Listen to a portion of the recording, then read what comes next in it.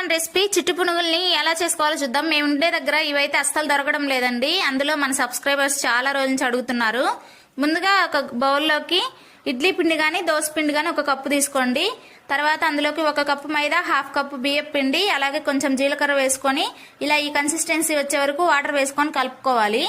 ఇప్పుడు ఈ పిండిని మనం ఎంతసేపు నానబెట్టుకుంటే అంత బాగా వస్తాయి పునుగులు. నేనైతే నైట్ అంతా నానబెట్టాను. మీరు కనీసం 3 hours అయినా నానబెట్టుకోవాలి.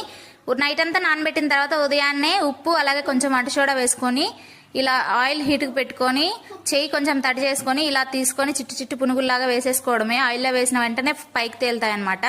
అటు ఇటు తిప్పుకుంటూ బాగా గోల్డెన్ బ్రౌన్ కలర్ వచ్చేంత వరకు వేయించుకుంటే మనకు పునుగులు అయితే రెడీ అయిపోతాయి. దీంట్లో కాంబినేషన్గా విజయవాడ సైడ్ టమాటా చట్నీ చాలా బాగా చేస్తారు. ఆ వీడియోని కూడా నేను మన ఛానల్లో పోస్ట్ చేస్తాను. ఒకసారి ఇంట్రెస్ట్ ఉంటే చెక్ చేయండి. ఇలాంటి క్విక్ అండ్ ఈజీ రెసిపీస్ కోసం మన ఛానల్ని సబ్స్క్రైబ్ చేసుకొని సపోర్ట్ చేయండి. Bye bye.